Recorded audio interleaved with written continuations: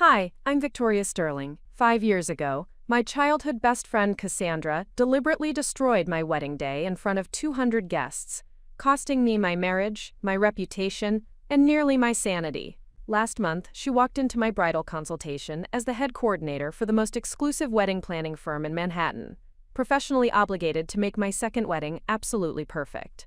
What happened next changed everything I thought I knew about forgiveness, success, and the power of transforming your greatest betrayal into your ultimate triumph. Before we jump back in, tell us where you're tuning in from, and if this story touches you, make sure you're subscribed, because tomorrow I've saved something extra special for you. The morning of June 15, 2019, I woke up in the presidential suite of the Grandview Manor, with the kind of nervous excitement that only comes once in a lifetime.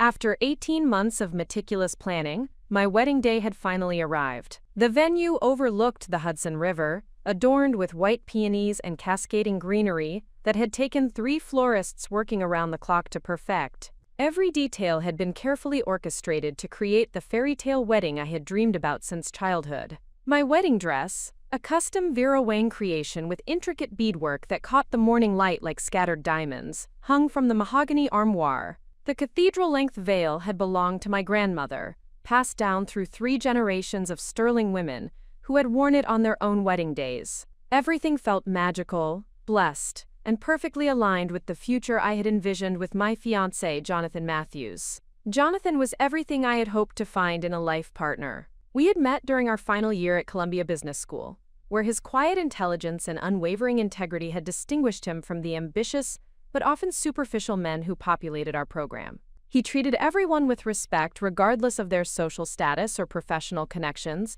volunteered at a literacy program in Harlem every Saturday morning, and possessed the kind of genuine character that becomes more apparent and more attractive over time. Our relationship had developed gradually over 2 years of study groups, coffee shop conversations, and weekend adventures exploring New York City. When he proposed during a private dinner at the restaurant where we had shared our first official date, the ring was exactly what I would have chosen for myself, though I had never described my preferences to him. He had simply paid attention to details that revealed my taste and personality, demonstrating the thoughtfulness that characterized his approach to everything important in his life. Standing in that hotel suite, surrounded by my bridesmaids as they bustled around applying final touches to their makeup and adjusting the deep burgundy silk dresses we had selected together, I felt overwhelmed with gratitude for the love and support that surrounded me. My sister Emma was serving as my maid of honor, radiating joy as she helped coordinate the final preparations. My college roommate Sarah was documenting every moment with her professional camera equipment, determined to capture memories that would last a lifetime. And then there was Cassandra. Cassandra Walsh had been my best friend since we were 7 years old, bonding over shared love of books and elaborate imaginative games during long summer afternoons in my family's backyard. We had navigated the complexities of middle school together, survived the social pressures of high school, and maintained our friendship despite attending different colleges. She had been the natural choice for maid of honor, until a disagreement about wedding planning responsibilities had created tension between us during the engagement period. The conflict had centered around her increasing criticism of my wedding choices, and her apparent resentment about the financial resources my family was investing in the celebration. Cassandra came from a working-class background and had always been sensitive about economic differences between our families, but her comments during the planning process had become increasingly pointed and hurtful. She questioned whether I deserved such an elaborate wedding, suggested that Jonathan was marrying me for my family's wealth rather than genuine affection, and made several remarks about privileged women who took their advantages for granted. Despite these tensions, I had worked hard to preserve our friendship because our history meant everything to me. Cassandra had been present for every significant moment of my life, from childhood disappointments to academic achievements to career milestones. The idea of getting married without her standing beside me felt impossible, so I had swallowed my hurt feelings and focused on the love that had sustained our friendship for over 2 decades. That morning, Cassandra arrived at the hotel suite 30 minutes later than planned, carrying a coffee cup with an expression that seemed oddly detached from the excitement filling the room. While the other bridesmaids chatted enthusiastically about the ceremony and reception details, she remained quiet and somewhat distant. I attributed her mood to pre-wedding nerves, assuming that she was simply feeling overwhelmed by the emotion of watching her oldest friend get married. The photography session proceeded smoothly, with our photographer capturing beautiful images of the bridal party against the backdrop of the hotel's elegant interior design. Cassandra smiled appropriately for the camera and participated in the traditional poses, but I noticed that her enthusiasm seemed forced rather than genuine. When I mentioned my observation to Emma, she dismissed my concerns, suggesting that some people simply felt uncomfortable being the center of attention during formal photography. As the ceremony time approached, we moved to the bridal suite's balcony for final preparations and a toast with champagne that my father had selected specially for the occasion. The view overlooked the Hudson River and the carefully arranged ceremony space below, where guests were beginning to take their seats among the white chairs adorned with silk ribbons and fresh flowers. The string quartet was warming up, filling the air with gentle melodies that created the perfect atmosphere for the most important day of my life.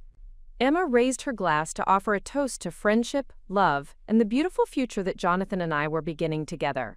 The other bridesmaids joined in with heartfelt words about happiness, partnership, and the joy of witnessing true love. When the moment came for Cassandra to speak, she stood slowly and looked directly at me with an expression I had never seen before. "Victoria," she began, her voice carrying an edge that made everyone in the room uncomfortable, "I have something important to tell you before you walk down that aisle." The tone of her statement created immediate tension among the group. Emma's smile faded as she recognized that something was wrong. Sarah lowered her camera, sensing that this was not a moment to be documented. The cheerful energy that had filled the suite suddenly shifted to concern and confusion. "Cassandra, what's going on?" I asked, setting down my champagne glass as anxiety began to build in my chest. She reached into her purse and pulled out her smartphone, tapping the screen several times before turning it toward me. "I think you need to see this before you make the biggest mistake of your life." The screen displayed a series of text messages between Jonathan and someone named Rebecca, with timestamps from the previous evening. As I read the messages, my heart began to race and my hands started to tremble. The conversation was intimate, romantic, and completely inconsistent with the character of the man I was about to marry. "Where did you get this?" I whispered, trying to process what I was seeing while maintaining some hope that there was an innocent explanation. "Jonathan sent these to my cousin Rebecca last night," Cassandra replied, her voice becoming stronger and more confident. "She thought you should know what kind of man you're really marrying." The messages suggested that Jonathan had been conducting an affair with Rebecca for several months, expressing regret about the upcoming wedding and describing it as an obligation he felt trapped by family expectations to fulfill. The final message, sent at 11:47 p.m. the previous evening, included explicit content that left no room for misinterpretation about the nature of their relationship. Emma immediately moved to my side, taking the phone to examine the messages more closely. "Victoria, we need to verify this before jumping to conclusions. This doesn't sound like Jonathan at all." But Cassandra was not finished. She pulled out a tablet device and showed me additional evidence that she claimed supported the affair allegations: screenshots of social media interactions, photographs of Jonathan and Rebecca together at locations I did not recognize, and email correspondence that painted a picture of deception that had been ongoing throughout our engagement period. "I've been investigating this for weeks," Cassandra explained, her voice now carrying a tone of satisfaction that made my stomach turn. "I hired a private investigator because I suspected something was wrong. I couldn't let you walk into a marriage with someone who doesn't really love you." The room erupted in chaos as my bridesmaids tried to process this information and determine the appropriate response. Emma demanded to know why Cassandra had waited until the wedding day to reveal such serious allegations. Sarah questioned the authenticity of the evidence and suggested that we needed to speak with Jonathan directly before making any decisions. The other bridesmaids stood in shocked silence, unsure how to respond to a situation that none of us had ever imagined. I felt as though the floor had disappeared beneath my feet. The man I had planned to spend my life with, who had demonstrated nothing but love and commitment throughout our relationship, was being accused of the worst possible betrayal on what should have been the happiest day of our lives. Everything I thought I knew about love, trust, and human character was being challenged by evidence that seemed impossible to dismiss. Through the suite's windows, I could see that the ceremony space was filling with guests who had traveled from across the country to celebrate our marriage. My parents had invested over $100,000 in this wedding, viewing it as a celebration of love and the beginning of a new family legacy. Jonathan's family had flown in from California, including his elderly grandparents who had made the cross-country journey despite health challenges. "What am I supposed to do?" I asked, looking around the room at faces that reflected my own confusion and distress. Emma took charge of the situation with the decisive leadership that had always characterized her personality. "We're going to get answers before making any decisions. Sarah, go find Jonathan and bring him here immediately. Don't tell him what this is about, just say that Victoria needs to speak with him urgently." As Sarah left to locate Jonathan, I sank into the antique chair by the window, still wearing my wedding dress but feeling as though my entire world was collapsing. The cathedral veil that had been worn by 3 generations of sterling women now felt like a burden rather than a blessing, a symbol of dreams and expectations that might all be based on lies. Cassandra remained standing near the center of the room, holding her devices and watching my reaction with an expression that was difficult to interpret. There was concern in her eyes, but also something else that made me uncomfortable. She seemed almost pleased by the chaos she had created, as though this moment was somehow satisfying for her. "How long have you known about this?" I asked her, trying to understand the timeline of events that had led to this revelation. Preparing and narrating this story took us a lot of time, so if you are enjoying it, subscribe to our channel. It means a lot to us. Now back to the story. "I started suspecting something about 6 weeks ago," she replied. "You seemed different after Jonathan returned from that business trip to Chicago, and when I mentioned it to Rebecca, she told me they had spent time together that weekend." The Chicago business trip had been a legitimate work commitment that Jonathan had discussed with me in detail before traveling. He had called me every evening from his hotel, shared stories about his client meetings, and brought me back a small gift from a bookstore he had discovered near his office. The idea that he had been with another woman during that time seemed impossible to reconcile with the conversations we had shared. Emma's phone buzzed with a text message from Sarah. She found Jonathan in the groom's suite. "She's bringing him here now." The 10 minutes that followed felt like hours as we waited for Sarah to return with my fiancé. I tried to prepare myself for a conversation that would either resolve this misunderstanding or end my engagement in front of 200 wedding guests. The emotional whiplash was overwhelming, shifting between hope that this was all a terrible mistake and terror that my entire future was about to be destroyed. When Sarah returned with Jonathan, his face immediately reflected concern about my obvious distress. He was impeccably dressed in his custom tuxedo, with a boutonniere of white roses that matched my bridal bouquet. His expression was that of a man who was confused by the urgency, but ready to address whatever crisis required his attention. "Victoria, what's wrong? Are you feeling sick? Do we need to delay the ceremony?" Emma handed him Cassandra's phone without explanation, simply saying, "Look at this and tell us what we're seeing." Jonathan's face transformed as he read the messages, moving from confusion to shock to what appeared to be genuine bewilderment. He scrolled through the conversation multiple times, examining every detail with the analytical attention he applied to complex business problems. "This isn't me," he said finally, looking up at the room full of women waiting for his explanation.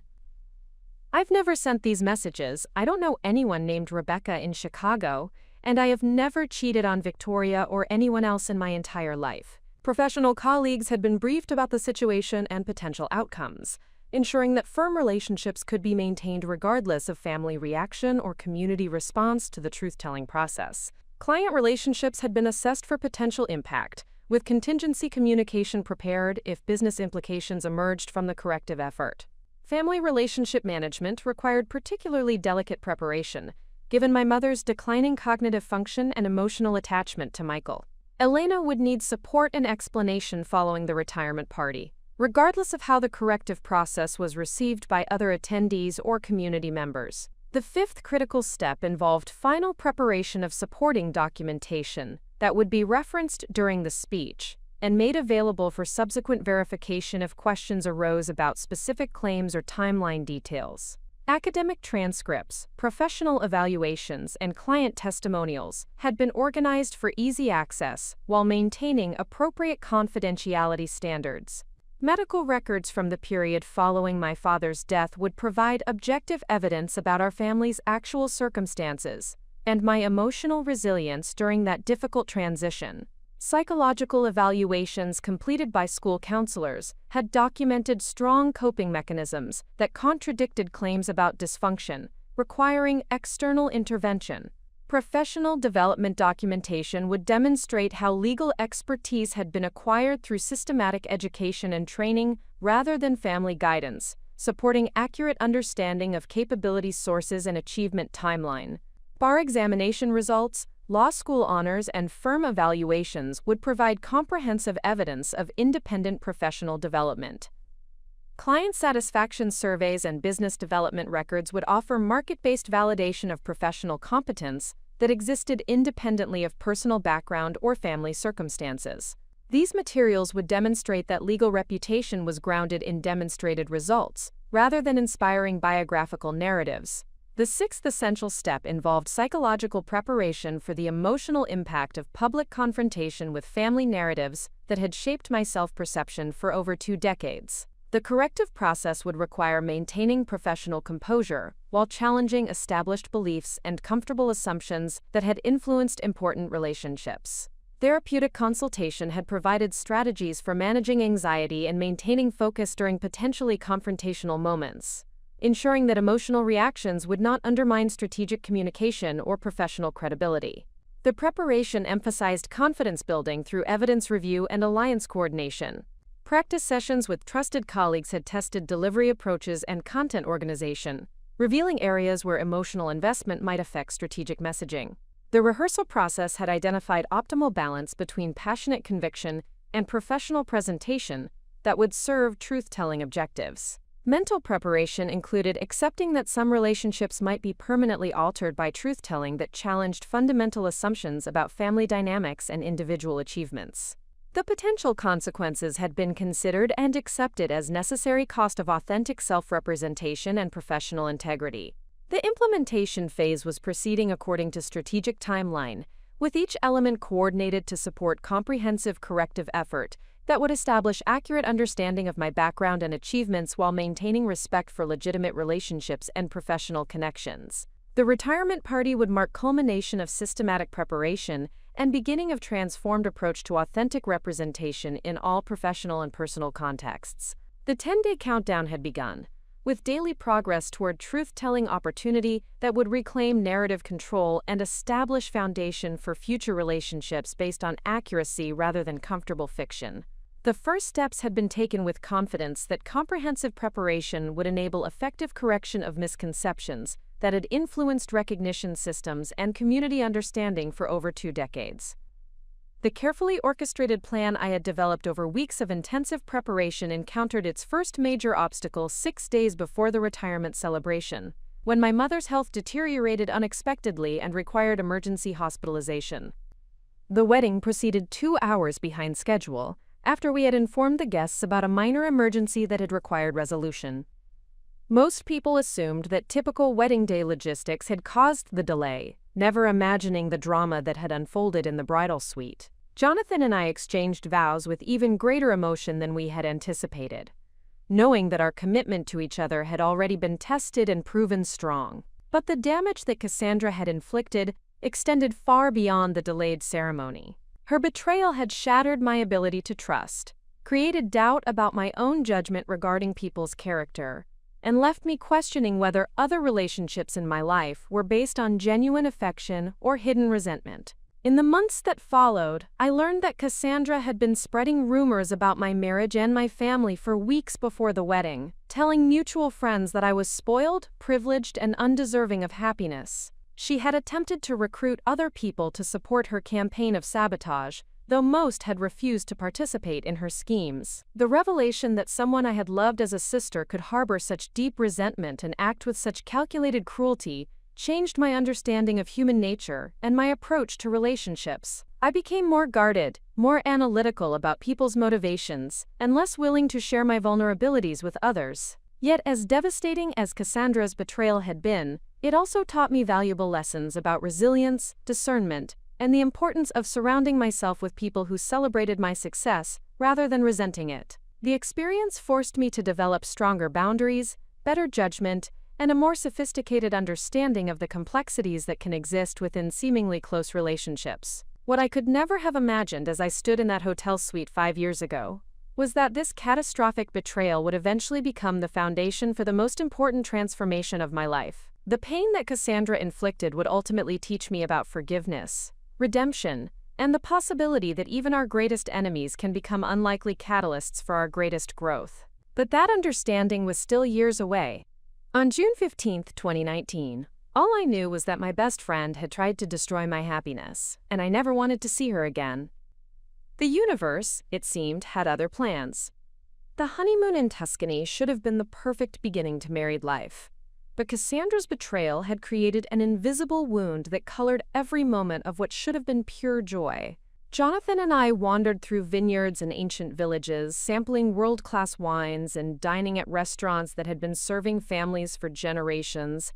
Yet I found myself constantly analyzing the motivations of everyone we encountered. The trust that had once come naturally to me had been replaced by a hypervigilance that exhausted me emotionally, while providing no real protection against future disappointment. Jonathan noticed my withdrawal during our second week in Italy. We were sitting on the terrace of our hotel, overlooking the rolling hills of Chianti, sharing a bottle of wine as the sunset painted the landscape in shades of gold and crimson. The scene was breathtakingly romantic, yet I felt disconnected from the beauty surrounding us, trapped in mental replays of Cassandra's confession and the realization that someone I had loved completely had harbored such devastating resentment. "Victoria, we need to talk about what happened," Jonathan said gently, setting down his wine glass and taking my hand.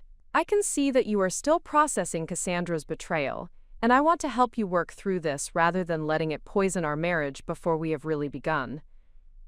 His words were spoken with the same thoughtful consideration that had characterized our entire relationship, but they forced me to confront feelings I had been trying to suppress since our wedding day. The embarrassment of being so completely deceived by someone I had known for over 2 decades. The anger about having my judgment questioned and my happiness threatened. The fear that other people in my life might be hiding similar resentments behind masks of friendship and support. "I keep thinking about all the times she seemed genuinely happy for me," I admitted, my voice barely above a whisper. "When I got into Columbia Business School, when we got engaged, when I received my promotion at the consulting firm. She celebrated with me, sent congratulatory cards, helped me plan celebration dinners. How could someone fake that level of support for so many years?" Jonathan was quiet for several minutes, considering my question with the analytical approach he applied to complex problems in his professional life. "I think the emotions were probably real in the moment," he said finally. "People are capable of holding contradictory feelings simultaneously. She likely did feel happy for your successes while also resenting them. The problem was that she never dealt with the resentment honestly, allowing it to grow until it overwhelmed the genuine affection. This insight began a period of deep reflection that would transform my understanding of human psychology and interpersonal relationships. Over the following weeks, I found myself analyzing past interactions with Cassandra through a new lens, identifying subtle signs of resentment that I had previously overlooked or misinterpreted. The slight edge in her voice when discussing my family's financial resources. The way she sometimes changed the subject when I shared professional achievements. The frequency with which she reminded me of mistakes I had made or challenges I had faced. The recognition was painful because it revealed how thoroughly I had prioritized maintaining harmony over addressing underlying tensions. I had sensed Cassandra's discomfort with certain aspects of my life, but had chosen to ignore these signals rather than risk confronting problems that might threaten our friendship. This avoidance had allowed resentments to fester until they became toxic enough to motivate deliberate sabotage. The realization forced me to examine other relationships in my life with similar scrutiny. Were there other people who smiled to my face while harboring secret resentments? Had I been naive about human nature in general?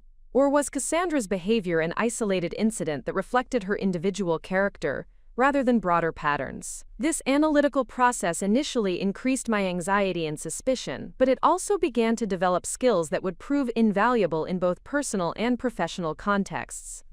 I learned to read subtle social cues that revealed people's true feelings about situations and relationships. I developed better boundaries around sharing personal information with people who had not demonstrated genuine trustworthiness. Most importantly, I began to understand the difference between surface-level pleasantries and authentic emotional connection. The transformation was accelerated by a conversation with my sister Emma during a weekend visit to our family home in Connecticut.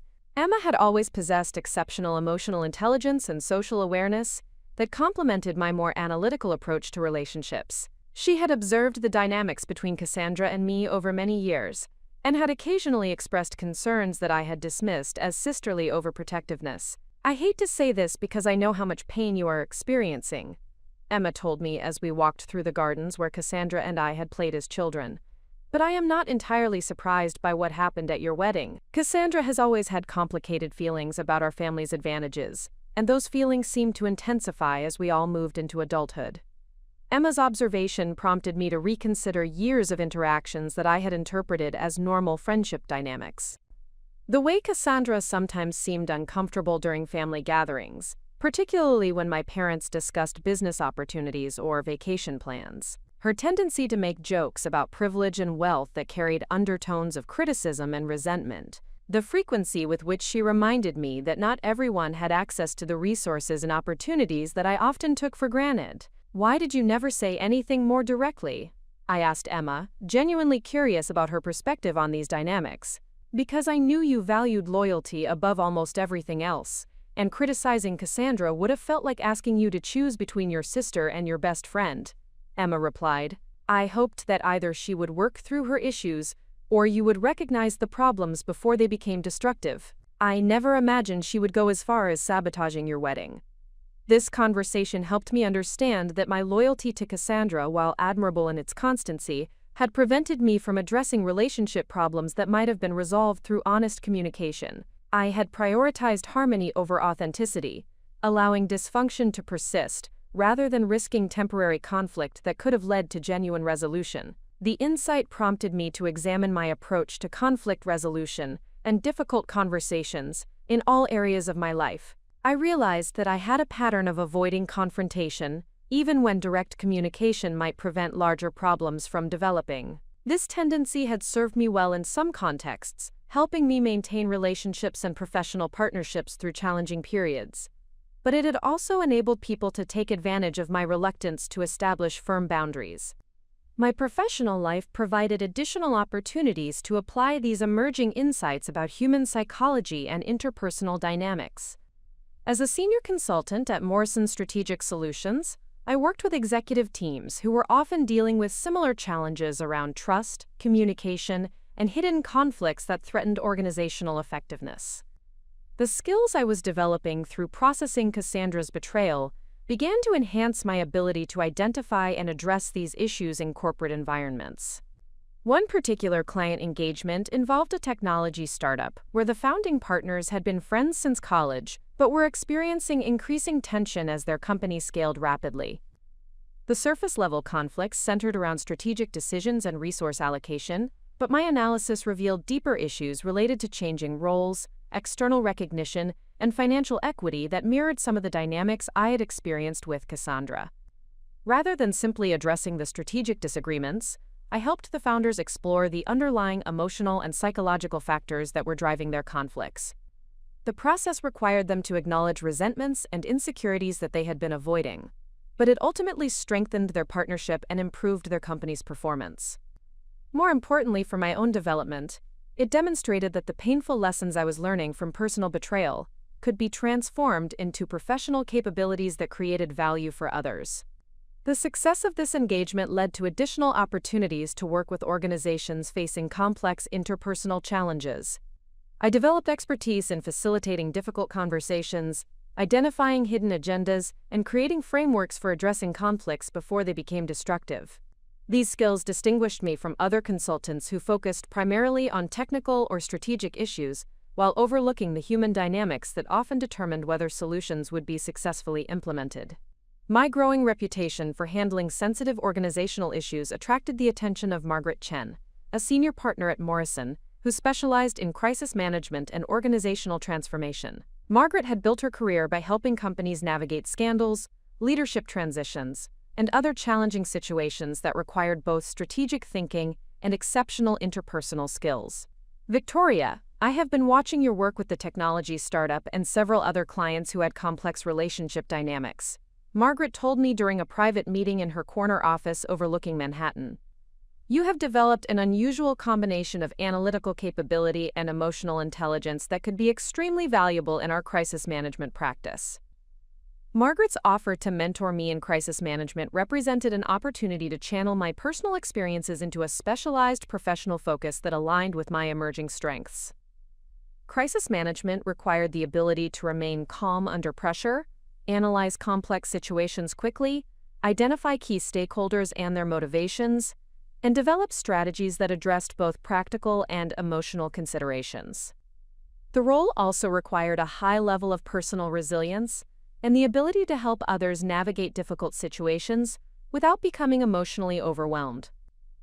My experience processing Cassandra's betrayal had forced me to develop exactly these capabilities, transforming what felt like a devastating personal setback into preparation for a challenging but rewarding career specialty.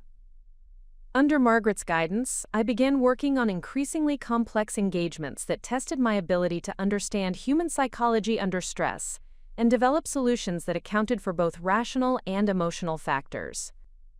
Corporate scandals, executive misconduct, competitive attacks, regulatory investigations, and internal conflicts all required similar skills in analyzing stakeholder motivations, predicting behavioral responses, and crafting communication strategies that could rebuild trust and credibility.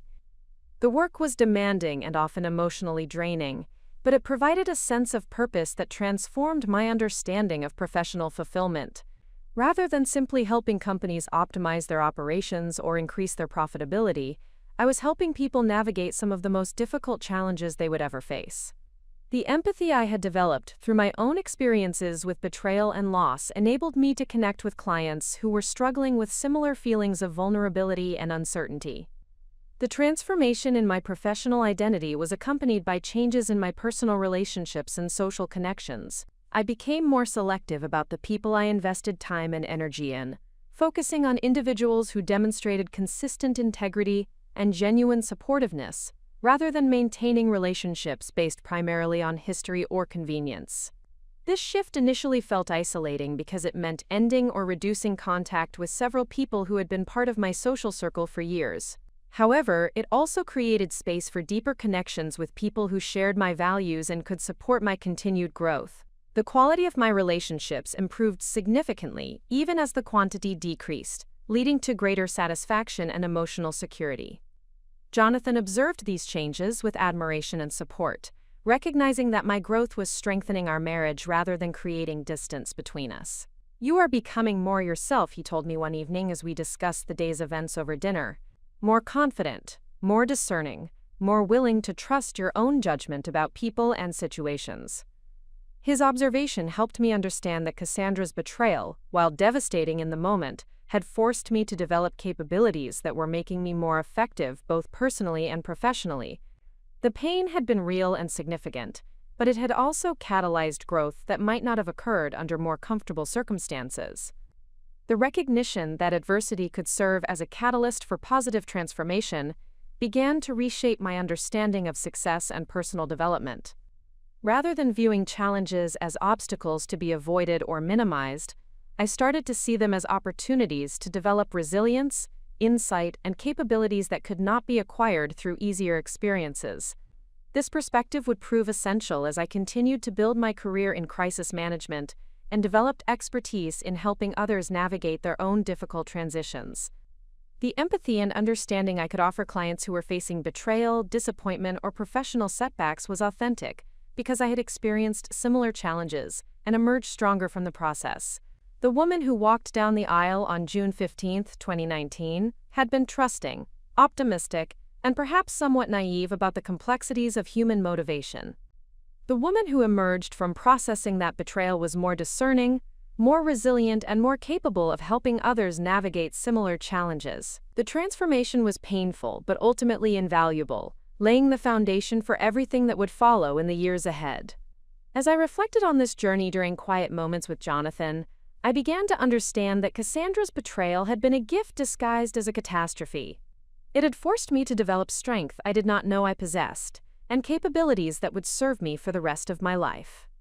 The recognition was both humbling and empowering, setting the stage for the next phase of my personal and professional evolution. The systematic development of expertise in crisis management and organizational psychology required disciplined learning that extended far beyond my formal business education at Columbia. While my MBA had provided foundational knowledge in strategic planning and analytical frameworks, the specialized skills needed to guide individuals and organizations through complex interpersonal challenges demanded a different type of education altogether. This learning process began during my second year at Morrison Strategic Solutions and continued through intensive study, practical application, and mentorship under Margaret Chen's guidance. Margaret's approach to professional development emphasized the integration of academic research with real-world experience, creating a comprehensive understanding of how theoretical principles applied to actual crisis situations. She assigned me a reading list that included seminal works in psychology, organizational behavior, conflict resolution, and crisis communication. The bibliography spanned disciplines from cognitive behavioral therapy to hostage negotiation tactics, reflecting the diverse knowledge base required to address the full spectrum of challenges that organizations faced during periods of significant stress. The foundational text that most profoundly influenced my thinking was Getting to Yes by Roger Fisher and William Ury, which introduced principled negotiation techniques that separated people from problems and focused on mutual interests rather than opposing positions. The methodology resonated with my experiences processing Cassandra's betrayal, where understanding the underlying motivations behind destructive behavior had been essential to moving beyond anger toward genuine insight and eventual healing.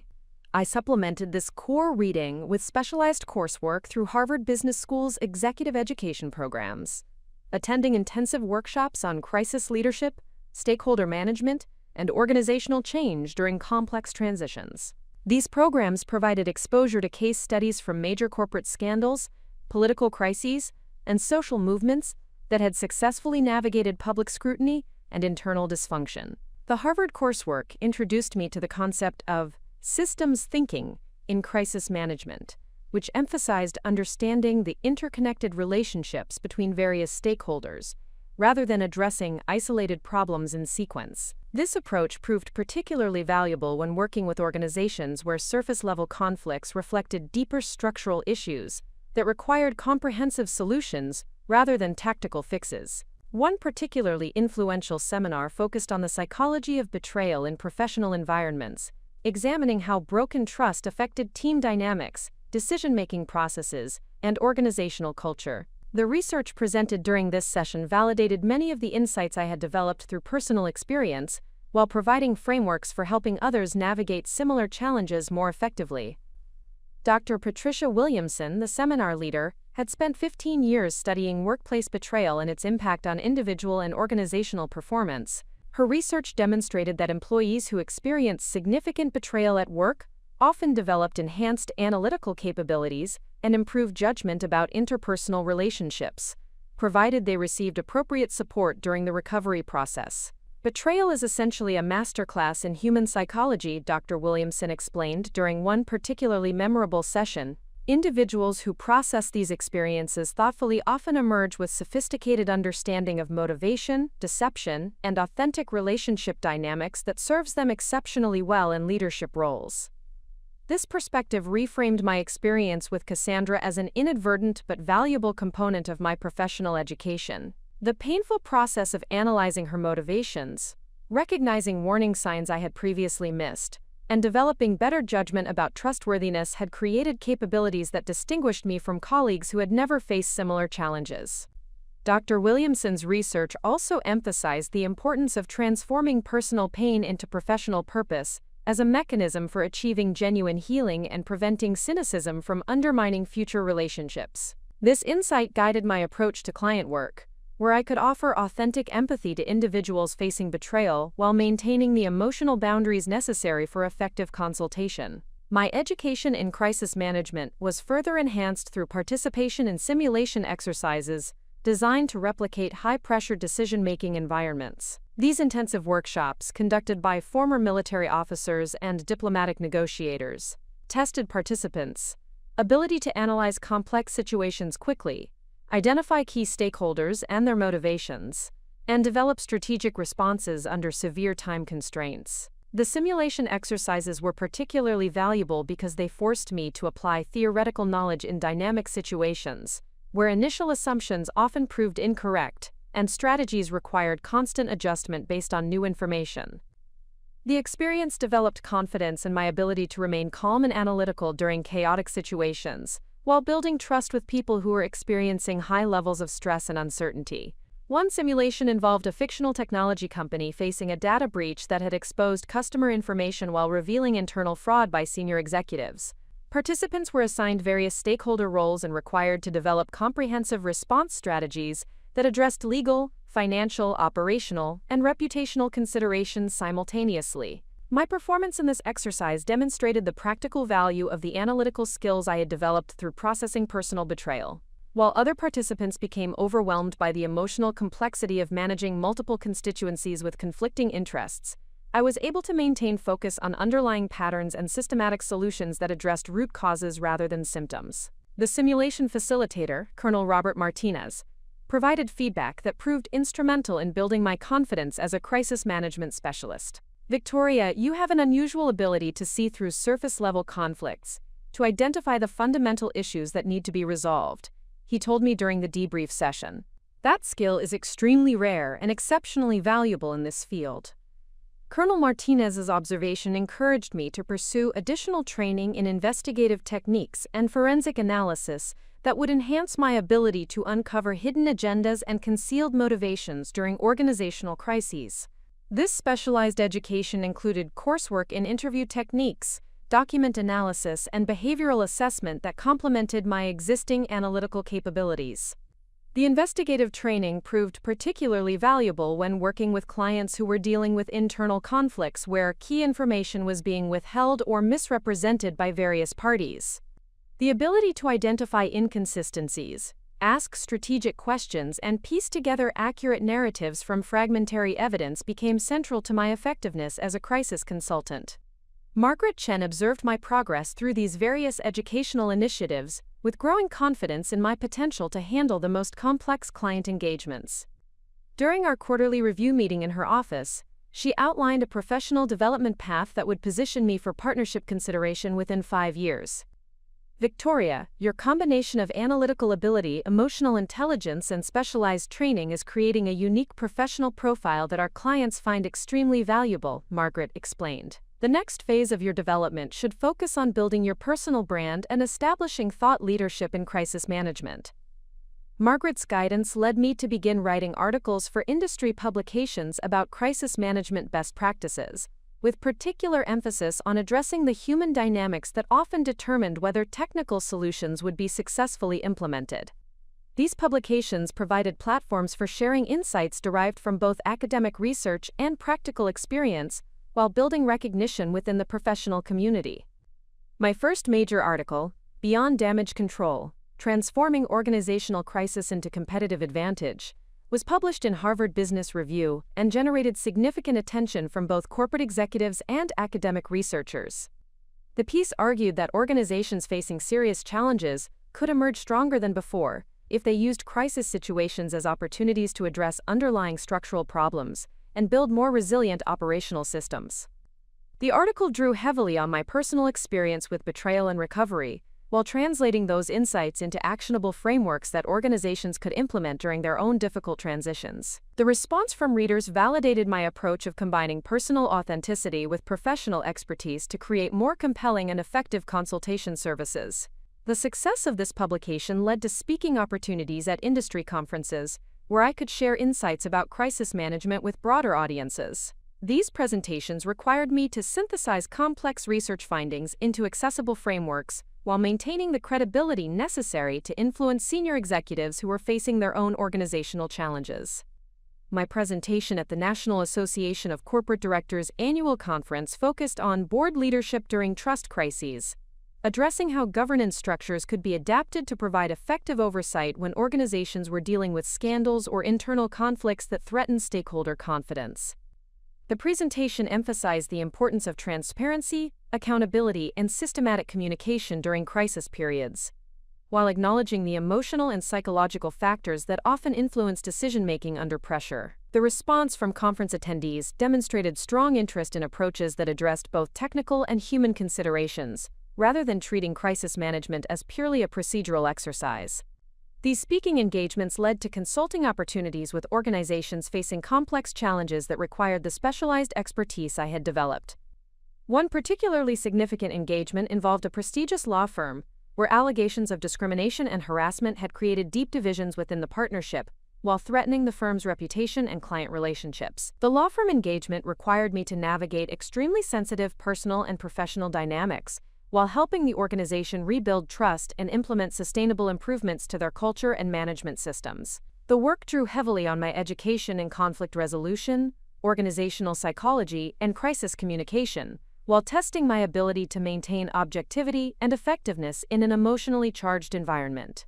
The successful resolution of this engagement resulted in measurable improvements to the firm's internal culture and external reputation, while providing a compelling case study for my continued professional development.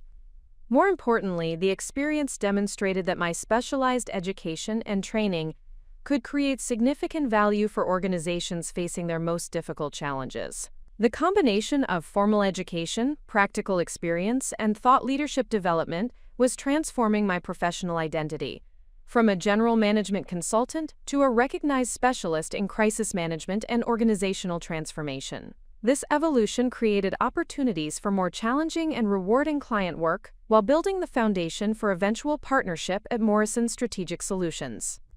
My personal education in human psychology and relationship dynamics was paralleling my professional development, as I continued to apply insights from my experience with Cassandra to better understand motivation, authenticity, and trust in all areas of my life. The analytical frameworks I was learning through crisis management training proved equally valuable for navigating personal relationships and making better decisions about which people deserved my time and emotional investment. Jonathan observed these changes with admiration and support, recognizing that my professional growth was enhancing our marriage rather than creating distance between us. "You are becoming more discerning about everything," he told me during one of our evening conversations about the day's events. "More confident in your judgment, more effective at reading people, more capable of helping others solve their problems." His observation highlighted the interconnected nature of personal and professional development, where skills developed in one context enhanced effectiveness in others. The education I was pursuing to advance my career was simultaneously making me a better spouse, friend, and family member by improving my understanding of human behavior and relationship dynamics. The educational phase of my transformation was also accompanied by increased financial compensation and professional recognition that provided security and opportunities for Jonathan and me to build the life we had envisioned together. My salary increases enabled us to purchase a home in Westchester County, travel to destinations we had dreamed about during business school, and begin saving for the family we hope to start in the coming years. The combination of professional fulfillment and personal stability created a foundation for continued growth that would prove essential as my career continued to evolve. The education I had pursued with such discipline and determination was producing tangible results that validated the investment of time and energy, while positioning me for even greater opportunities in the future. As I reflected on this period of intensive learning and development, I understood that the education phase of my transformation was preparing me for challenges and opportunities that I could not yet imagine. The knowledge and skills I was acquiring would prove essential when facing the ultimate test of my personal and professional growth 5 years later, when Cassandra would re-enter my life under circumstances that neither of us could have predicted. The development of a sophisticated professional network requires strategic thinking, authentic relationship building, and the discipline to invest in others before seeking personal benefit. My approach to networking evolved significantly during my third year at Morrison Strategic Solutions, as I recognized that sustainable career advancement would depend not only on technical expertise, but also on meaningful connections with influential professionals who could provide opportunities, guidance, and collaborative partnerships. The foundation of my networking strategy centered on value creation rather than transactional relationship building. Rather than attending events with the primary goal of collecting business cards or securing immediate opportunities, I focused on identifying ways to contribute meaningfully to other professionals' objectives while building genuine connections based on shared interests and mutual respect. This approach was influenced by insights from Dale Carnegie's How to Win Friends and Influence People, which Margaret Chen had recommended as essential reading for anyone seeking to build influence within professional communities. Carnegie's emphasis on authentic interest in others and the principle of helping people achieve their goals resonated with my natural inclinations while providing practical frameworks for systematic relationship development. My first significant networking breakthrough occurred during a crisis management conference in Chicago, where I presented research findings about the correlation between organizational culture and crisis resilience. The presentation attracted attention from Dr. Elena Rodriguez, a prominent organizational psychologist who had authored several influential books about workplace dynamics and leadership development during challenging transitions. Dr. Rodriguez approached me after the presentation with genuine enthusiasm about my research methodology and the practical applications I had identified through client work. Rather than simply exchanging contact information and promising to connect later, she invited me to coffee the following morning to discuss potential collaboration opportunities that could benefit both of our professional objectives. During our conversation, Dr. Rodriguez explained that she was developing a comprehensive training program for corporate executives about leading organizations through complex crises. The program required practical case studies and real-world frameworks that could be implemented immediately, rather than theoretical concepts that might prove difficult to execute under pressure. Your research provides exactly the type of actionable insights that executives need, Dr. Rodriguez told me as we discussed the intersection between her academic research and my consulting experience. Would you be interested in collaborating on curriculum development that combines your practical frameworks with my psychological research? The collaboration opportunity represented a significant advancement in my professional visibility, while providing access to Dr. Rodriguez's extensive network of corporate leaders, academic researchers, and executive education professionals. More importantly, the partnership would enable me to contribute meaningfully to leadership development initiatives that could impact thousands of professionals facing similar challenges to those I had experienced personally.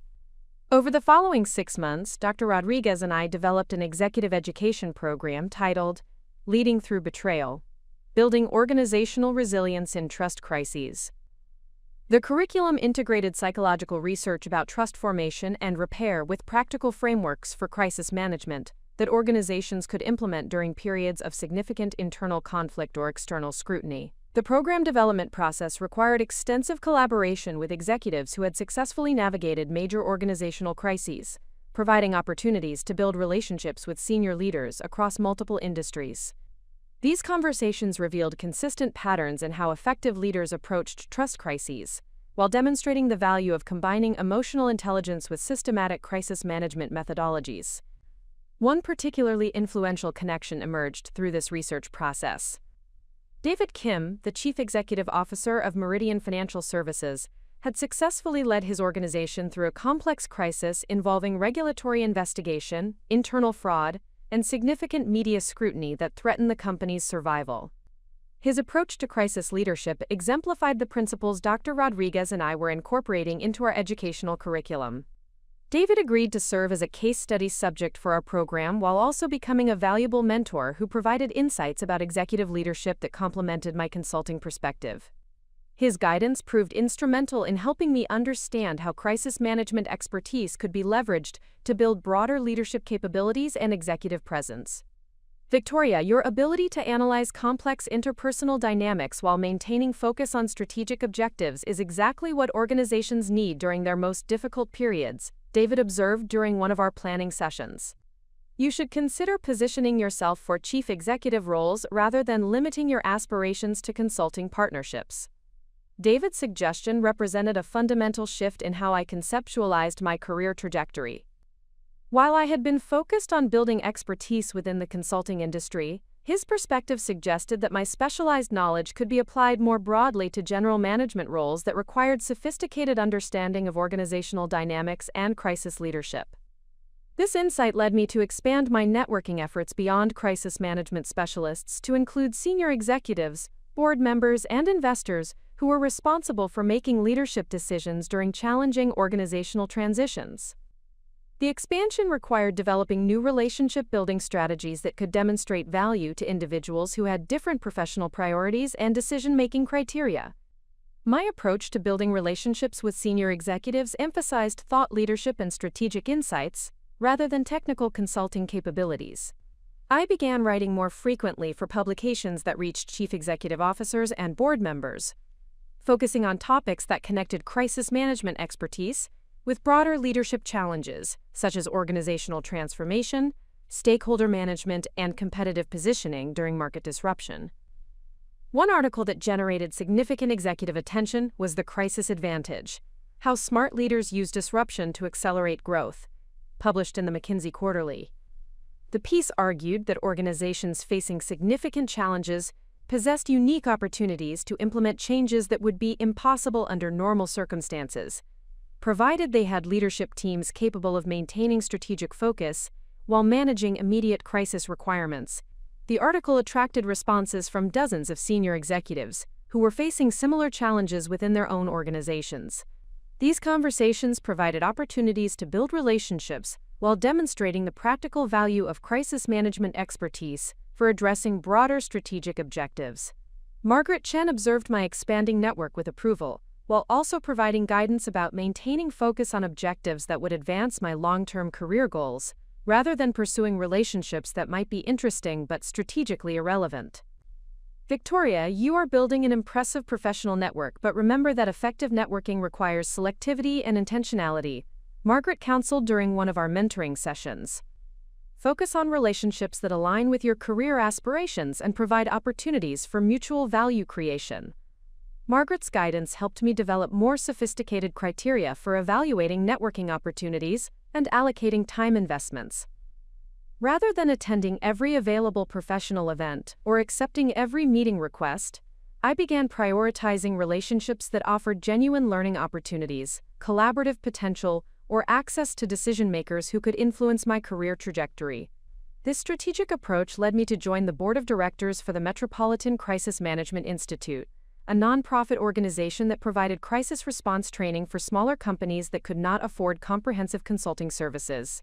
The board position provided exposure to prominent business leaders, while enabling me to contribute meaningfully to an organization whose mission aligned with my professional values.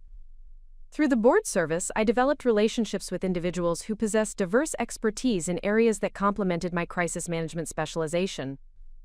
These connections included technology entrepreneurs, financial services executives, healthcare administrators, and nonprofit leaders who offered different perspectives on leadership challenges while providing access to industries where my expertise could create significant value.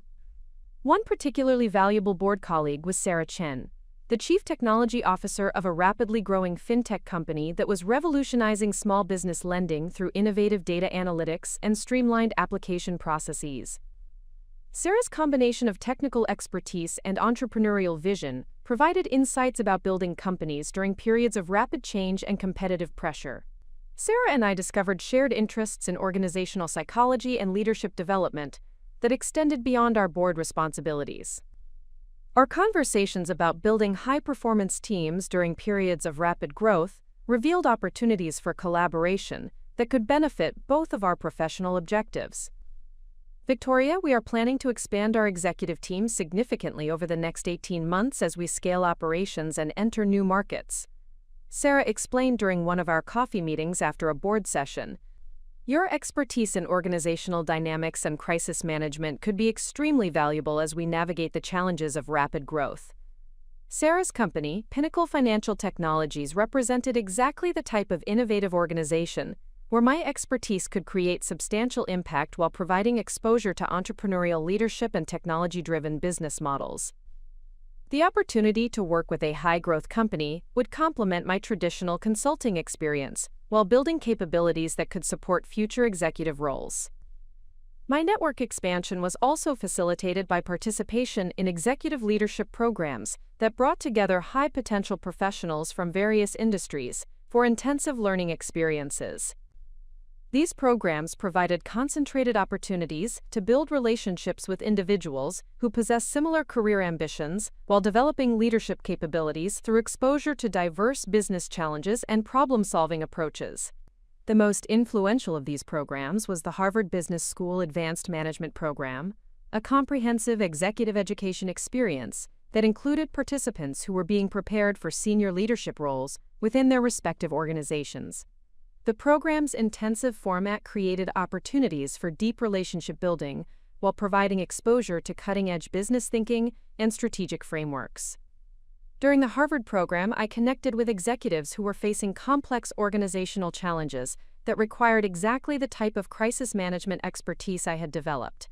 These relationships provided immediate consulting opportunities while also building long-term professional connections that would prove valuable throughout my career advancement. One particularly significant connection was Michael Torres, the president of global operations for a multinational consumer goods company that was dealing with supply chain disruptions, regulatory challenges, and internal conflicts that threatened operational effectiveness across multiple geographic markets. Michael's challenges required sophisticated understanding of cross-cultural communication, stakeholder management, and crisis coordination across diverse organizational structures. Our collaboration on addressing his company's challenges provided opportunities to apply my crisis management expertise in international contexts, while building experience with complex operational issues that extended beyond traditional interpersonal dynamics. The successful resolution of these challenges created a compelling case study for my professional capabilities, while establishing Michael as a valuable advocate within his extensive professional network. The systematic approach to network building was producing measurable results in terms of consulting opportunities, speaking engagements, and strategic partnerships that were accelerating my career advancement. More importantly, the relationships I was developing were providing access to learning opportunities and collaborative projects that were enhancing my expertise while building a reputation for delivering exceptional value to challenging organizational situations. The network I had constructed represented more than professional connections. These relationships had become sources of intellectual stimulation, career guidance, and personal support that enriched both my professional and personal life. The individuals I was connected with shared similar values about excellence, integrity, and the importance of using business success to create positive impact for others.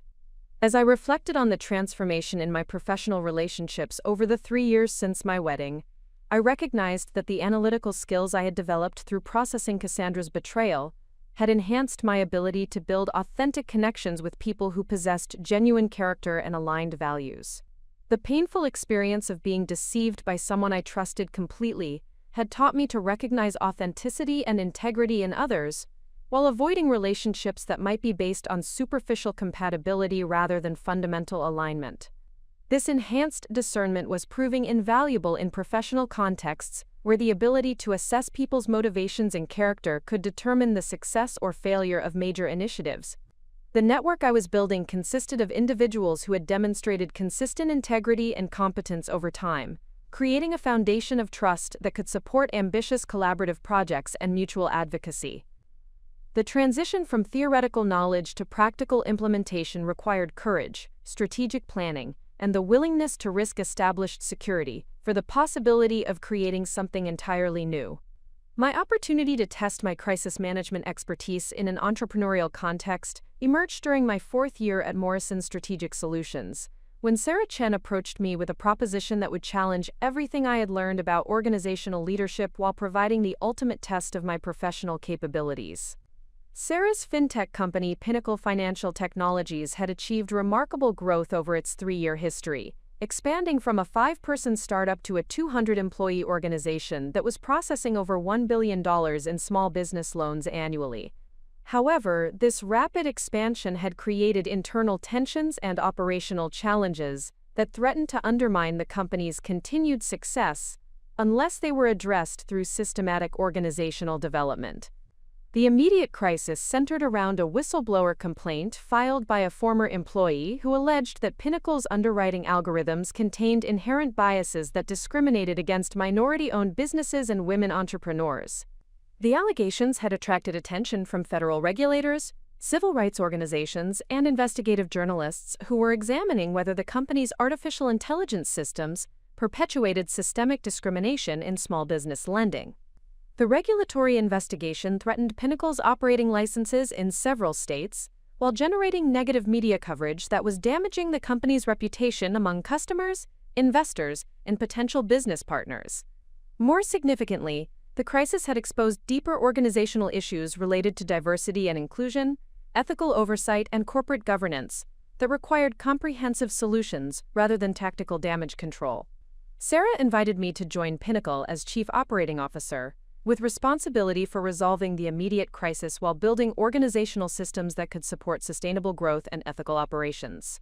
The role represented a dramatic career transition from consulting to executive leadership, requiring me to apply my specialized expertise within a single organization rather than across multiple client engagements. The opportunity was simultaneously exhilarating and terrifying, because it would test whether my crisis management theories could produce measurable results when I possessed direct authority and accountability for implementation. Success would validate my professional development while establishing credibility for future executive roles. Failure would damage my reputation and potentially end my aspirations for senior leadership positions. Margaret Chen supported my decision to accept Sarah's offer while providing realistic perspective about the challenges involved in transitioning from advisory roles to operational responsibility. Her guidance proved invaluable as I prepared for the complexity of managing multiple stakeholders, competing priorities, and resource constraints that characterized executive leadership during organizational crises. Victoria, your expertise in crisis management and organizational psychology provides excellent preparation for this role, but remember that implementation requires different skills than analysis, Margaret cautioned during our final mentoring session before my departure from Morrison. You will need to make decisions quickly with incomplete information, while maintaining team morale and stakeholder confidence throughout the process. My first 90 days at Pinnacle required immersion in the company's technology systems, business model, regulatory environment, and organizational culture, while simultaneously developing comprehensive strategies for addressing the discrimination allegations and implementing preventative measures that could restore stakeholder confidence. The investigation revealed that the whistleblower's core allegations were partially accurate. Pinnacle's underwriting algorithms had not been intentionally designed to discriminate, but they incorporated data sources and analytical frameworks that indirectly reflected historical biases in business lending practices. The artificial intelligence systems had learned to replicate patterns from traditional financial institutions that had systematically underserved minority entrepreneurs and women business owners. However, my analysis also revealed that these algorithmic biases had been identified by Pinnacle's internal audit team 6 months earlier, and the company had been developing corrective measures when the whistleblower complaint was filed. The former employee who had initiated the investigation had been terminated for performance issues rather than retaliation for reporting discrimination, though the timing had created an appearance of impropriety that complicated the company's response. The situation required nuanced communication strategies that acknowledged legitimate concerns about algorithmic bias while providing accurate context about Pinnacle's corrective actions and commitment to ethical lending practices. The response needed to satisfy regulatory requirements, restore public confidence, and maintain employee morale during a period of intense scrutiny and uncertainty. My first major initiative involved engaging external experts in algorithmic auditing and bias detection to conduct comprehensive analysis of Pinnacle's underwriting systems and recommend specific improvements that could eliminate discriminatory patterns while maintaining competitive lending decisions. This approach demonstrated proactive commitment to addressing identified problems rather than minimizing their significance or delaying corrective action. The external audit confirmed the existence of subtle biases in Pinnacle's algorithms, while also validating the company's preliminary efforts to develop corrective measures. The auditors recommended comprehensive retraining of the artificial intelligence systems using more diverse data sources and implementing ongoing monitoring protocols that could detect emerging biases before they affected lending decisions. Implementation of these recommendations required significant technology investments and operational changes that tested Pinnacle's financial resources and organizational capacity during a period when regulatory uncertainty was making capital raising more difficult. The crisis management challenge involved balancing immediate compliance requirements with long-term strategic objectives, while maintaining stakeholder confidence throughout the remediation process. My approach emphasized transparency in stakeholder engagement rather than defensive communication strategies that might minimize short-term criticism but fail to build sustainable trust. I organized regular briefings for regulators, investors, and community advocates that provided detailed updates about corrective actions, while soliciting feedback about additional measures that could strengthen Pinnacle's commitment to ethical lending practices. The transparency strategy initially generated additional scrutiny and criticism, as external stakeholders identified aspects of Pinnacle's operations that required improvement. However, this feedback proved invaluable for developing comprehensive solutions that addressed root causes rather than superficial symptoms, while building relationships with community leaders who could serve as advocates for the company's transformation efforts. One particularly important relationship emerged with Dr. Angela Washington, the director of the Metropolitan Small Business Development Center, who had initially been critical of Pinnacle's lending practices but became a collaborative partner, as she observed the company's genuine commitment to implementing meaningful reforms. Dr. Washington's organization served minority entrepreneurs and women business owners, who represented exactly the demographic groups that Pinnacle's algorithms had inadvertently underserved. Her insights about the specific challenges these entrepreneurs faced when seeking capital proved invaluable for developing lending criteria that could identify creditworthy borrowers who might be overlooked by traditional underwriting approaches. Victoria, what impresses me about Pinnacle's response is that you are not simply trying to fix technical problems with your algorithms, Dr. Washington observed during one of our collaboration sessions. You are fundamentally rethinking how financial technology can serve underrepresented entrepreneurs more effectively. The collaboration with Dr. Washington's organization led to development of specialized lending programs that combined artificial intelligence analysis with human review processes, specifically designed to identify promising business opportunities among entrepreneurs who lacked traditional credit profiles or collateral assets. These programs required additional operational complexity, but generated strong portfolio performance while advancing Pinnacle's diversity and inclusion objectives. The success of these innovative lending approaches attracted positive attention from regulators, investors, and industry observers, who recognized that Pinnacle was pioneering solutions to persistent problems in small business finance, rather than simply addressing isolated compliance issues. The company's willingness to invest in comprehensive reforms during a crisis period demonstrated leadership that distinguished it from competitors who might have pursued minimum compliance strategies. The regulatory investigation concluded after 8 months with findings that acknowledged Pinnacle's proactive remediation efforts, while requiring ongoing monitoring and reporting to ensure sustained compliance with fair lending requirements. The resolution provided regulatory clarity that enabled resumed business development while establishing Pinnacle as a model for ethical artificial intelligence implementation in financial services. More importantly for my professional development, the successful crisis resolution demonstrated that my crisis management expertise could produce measurable results when applied with executive authority and adequate resources. The experience validated my transition from consulting to operational leadership, while building confidence for pursuing additional executive opportunities in the future. The Pinnacle experience also revealed capabilities I had not fully recognized during my consulting career. The ability to inspire teams during difficult periods, maintain strategic focus while managing competing demands, and build coalitions among diverse stakeholders proved to be natural extensions of the analytical and interpersonal skills I had developed through processing personal betrayal and professional education.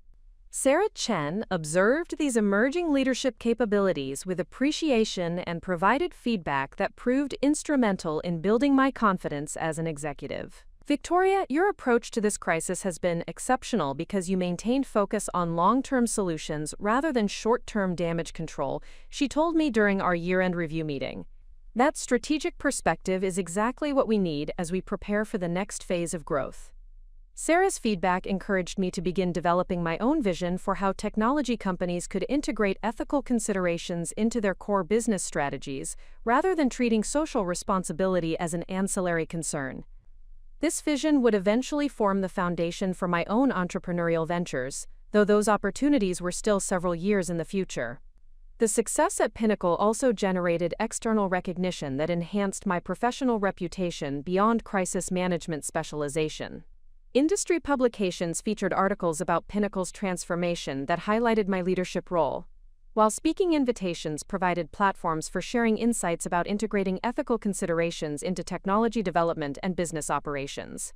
One particularly significant recognition came from the National Association of Corporate Directors, which invited me to present a case study about Pinnacle's crisis response at their annual conference. The presentation attracted attention from board members and senior executives who were facing similar challenges related to artificial intelligence, algorithmic bias, and stakeholder engagement during technology transitions. The NACD presentation led to additional consulting opportunities with technology companies that were seeking guidance about proactive approaches to ethical artificial intelligence development. These engagements provided income supplementation while building expertise in emerging areas that would prove valuable for future career advancement.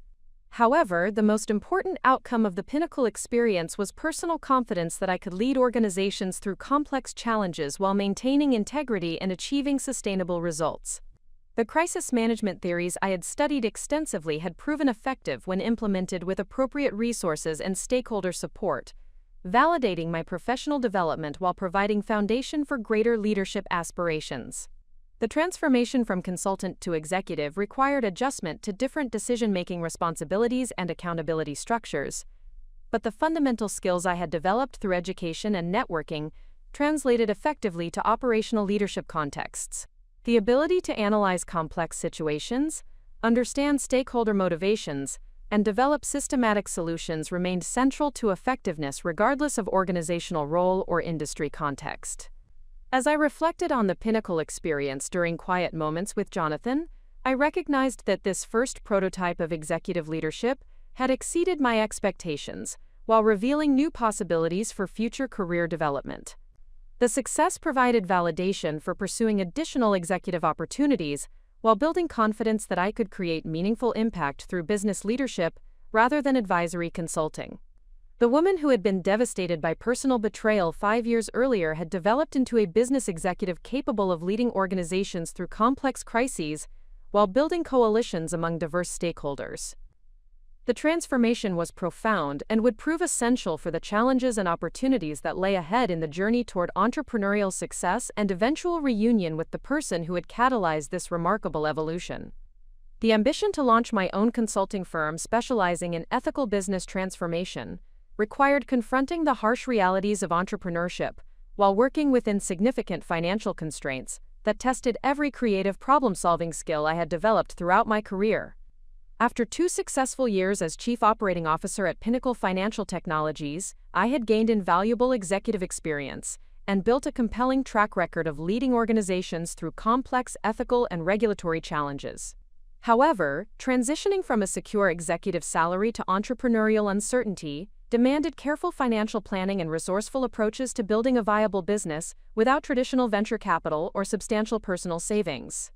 The decision to pursue entrepreneurship was influenced by growing recognition that my specialized expertise in crisis management and ethical business transformation represented a significant market opportunity that existing consulting firms were not adequately addressing.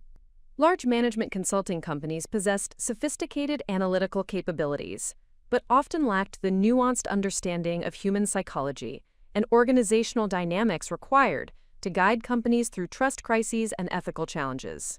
Meanwhile, smaller boutique firms typically focused on specific technical areas without offering the comprehensive strategic perspective that complex organizational transformation required. The market gap represented a compelling business opportunity, but capitalizing on it would require developing service offerings, building client relationships, and establishing operational infrastructure without the substantial upfront investment that traditional consulting firm launches typically required. The resource constraints forced innovative approaches to every aspect of business development, while testing my ability to create value with minimal capital investment. My initial business plan outlined a phased approach to firm development that would minimize financial risk while building momentum through early client successes.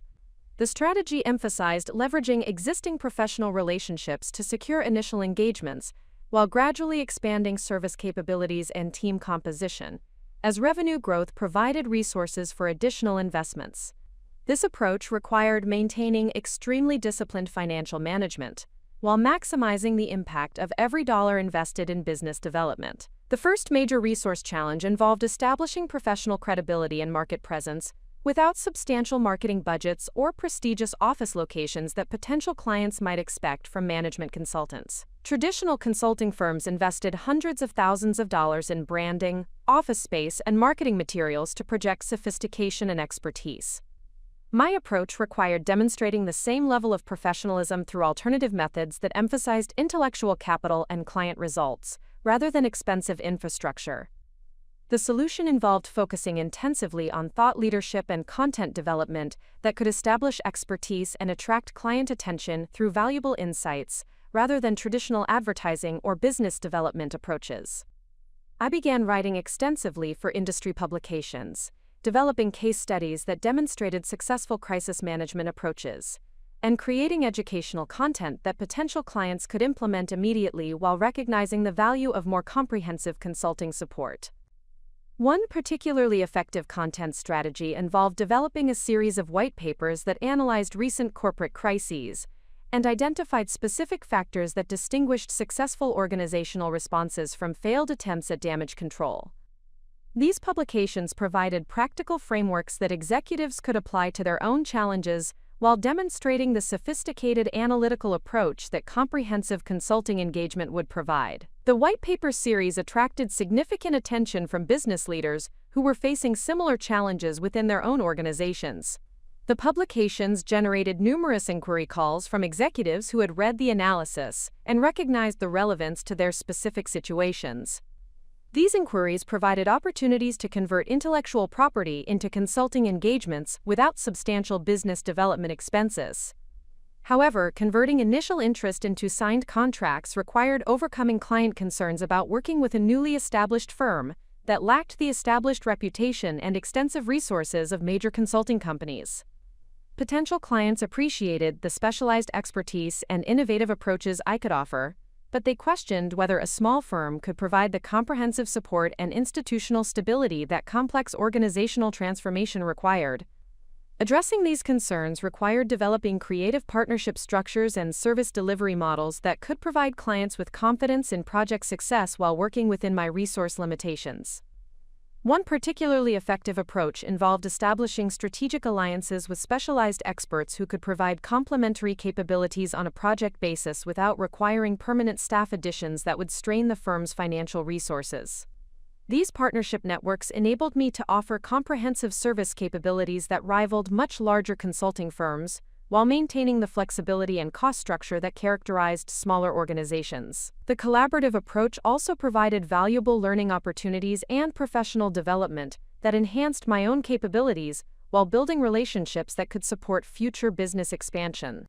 My first major client engagement emerged through my professional network, when David Kim, the Chief Executive Officer of Meridian Financial Services, whom I had met during my crisis management research, contacted me about a sensitive situation involving allegations of discriminatory lending practices at one of Meridian's subsidiary companies. The subsidiary had been acquired 18 months earlier, and integration efforts had revealed operational practices that conflicted with Meridian's ethical standards and regulatory requirements. The engagement required comprehensive analysis of the subsidiary's lending algorithms, staff training programs, and quality control systems, while developing corrective action plans that could address regulatory concerns without disrupting ongoing business operations. The project complexity demanded extensive coordination with legal counsel, regulatory affairs specialists, and technology consultants, while maintaining absolute confidentiality throughout the investigation and remediation process. The resource challenge involved delivering sophisticated analytical work and strategic recommendations, while operating with minimal administrative support and limited technology infrastructure. Traditional consulting firms would have assigned teams of analysts and project managers to support this type of engagement, but my approach required developing efficient workflows and analytical processes that could produce comparable results with dramatically smaller resource investments. The solution involved leveraging technology platforms and analytical tools that could automate routine research and data analysis tasks, while focusing my personal time on the strategic thinking and client relationship management that created the greatest value.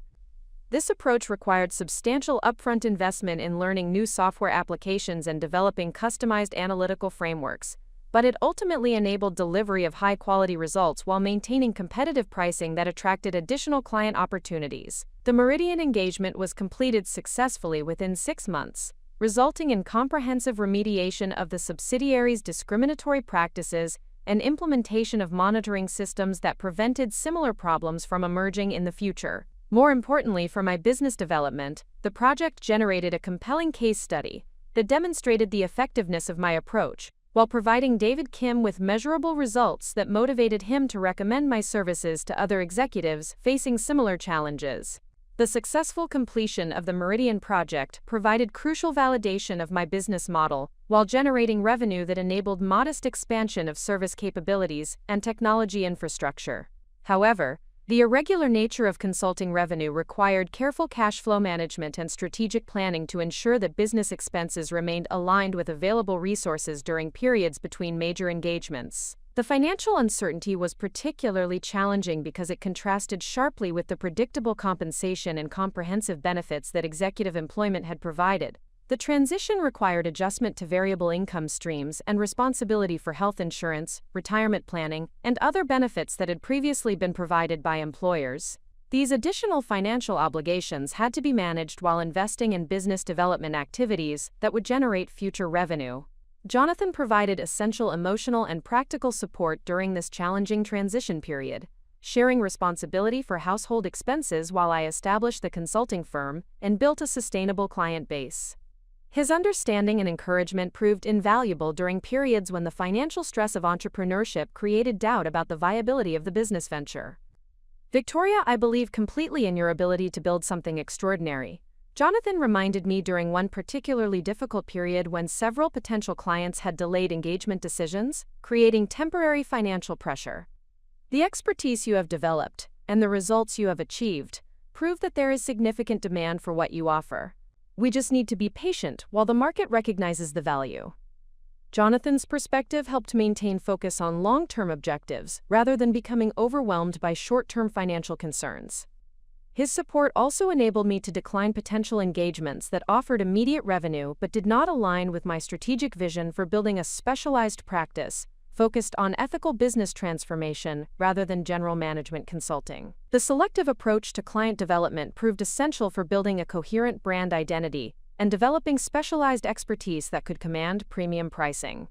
Rather than accepting any available consulting project, I focused on engagements that involved ethical challenges, crisis management, or organizational transformation that aligned with my core competencies and strategic positioning.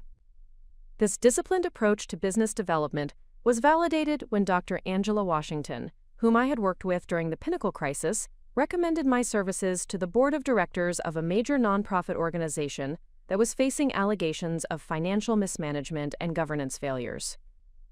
The nonprofit engagement represented an opportunity to apply my crisis management expertise in a different organizational context, while building experience with board governance and stakeholder management that would prove valuable for future client opportunities. The nonprofit project required developing innovative fee structures that acknowledge the organization's limited financial resources while ensuring adequate compensation for the extensive work required to restore stakeholder confidence and implement sustainable governance improvements. The solution involved a combination of reduced hourly rates and performance-based compensation that aligned my incentives with the organization's success while providing acceptable financial returns. The creative fee structure demonstrated flexibility and commitment to client success that distinguished my approach from larger consulting firms that typically required standard rate structures regardless of client circumstances. This adaptability became a significant competitive advantage when working with organizations that faced financial constraints or needed to demonstrate fiscal responsibility to stakeholders during crisis periods. The nonprofit engagement was completed successfully, resulting in complete restoration of stakeholder confidence and implementation of governance systems that strengthened the organization's operational effectiveness while ensuring ongoing compliance with regulatory requirements. The project generated another compelling case study while building expertise in nonprofit governance that expanded my potential client base beyond traditional corporate organizations. As my consulting practice grew and developed throughout the first 18 months of operation, I recognized that the resource constraints that had initially seemed like obstacles had actually forced innovation and efficiency that created sustainable competitive advantages. The necessity of delivering high-quality results with minimal overhead had led to development of analytical processes and service delivery methods that enabled competitive pricing while maintaining attractive profit margins. The lean operational approach also provided flexibility to adapt quickly to changing client needs and market conditions, without the institutional inertia that characterized larger consulting firms. This agility proved particularly valuable when working with organizations facing rapidly evolving crises that required immediate strategic adjustments and implementation support. The experience of building a successful consulting practice despite significant resource constraints provided confidence that entrepreneurial challenges could be overcome through creativity, discipline, and strategic thinking. The lessons learned during this phase would prove essential for future business ventures that required even greater resource efficiency and innovative approaches to market development. The foundation was being established for expansion into larger opportunities that would test my ability to scale beyond individual consulting expertise toward building organizational capabilities that could operate independently of my personal involvement. The resource challenges had been overcome, but greater tests of business leadership and strategic vision were emerging on the horizon. The confirmation that my specialized approach to ethical business transformation addressed genuine market needs came through an unexpected source that would fundamentally reshape my understanding of professional opportunity and competitive positioning. During my second year of independent consulting, I received an inquiry from Rebecca Martinez, the Chief Executive Officer of Sterling Communications Group, one of the most prestigious public relations firms in Manhattan, who had been observing my work with increasing interest as client organizations began sharing their experiences with my crisis management methodologies. Rebecca's initial contact was prompted by a comprehensive case study that Meridian Financial Services had published about their subsidiary's discriminatory lending remediation, which had attracted significant attention within the financial services industry for demonstrating how proactive ethical transformation could strengthen competitive positioning rather than simply addressing compliance requirements. The case study featured detailed analysis of the strategic framework and implementation processes I had developed, providing concrete evidence of measurable business results that traditional crisis management approaches had failed to achieve. The Sterling Communications inquiry represented a significant validation of my business model, because Rebecca's firm worked exclusively with Fortune 500 companies and had established relationships with the most sophisticated corporate clients in multiple industries. Her interest in my services suggested that large organizations were recognizing the limitations of conventional crisis management approaches and actively seeking innovative alternatives that could address the underlying psychological and organizational dynamics that determined whether technical solutions would succeed. Rebecca requested a comprehensive presentation about my methodologies and track record, which provided an opportunity to articulate the theoretical foundation and practical applications of my approach to senior executives who possessed extensive experience evaluating consulting services and strategic partnerships. The presentation needed to demonstrate sophisticated analytical capabilities while maintaining accessibility for executives who were primarily concerned with business results rather than academic research or psychological theory. The preparation for this presentation required synthesizing 3 years of consulting experience into coherent frameworks that could be understood and implemented by organizations facing diverse challenges across multiple industries. The process revealed that my individual client engagements had been developing consistent patterns and methodologies that represented a comprehensive approach to organizational transformation during ethical and trust crises. The presentation centered on 3 core principles that distinguished my approach from traditional crisis management consulting. The first principle emphasized addressing root causes rather than symptoms, requiring comprehensive analysis of organizational culture, decision-making processes, and stakeholder relationships that contributed to ethical challenges rather than focusing exclusively on immediate damage control and compliance requirements. The second principle involved integrating psychological insights about trust formation and repair with business strategy development, recognizing that sustainable crisis resolution required understanding how different stakeholder groups processed information, and made decisions about organizational credibility. This integration enabled more effective communication strategies and stakeholder engagement approaches that could rebuild confidence more quickly and comprehensively than purely rational or technical appeals. The third principle emphasized proactive transformation rather than reactive remediation, positioning ethical challenges as opportunities to implement organizational improvements that would strengthen competitive positioning and operational effectiveness rather than viewing crisis management as minimizing damage to existing business models.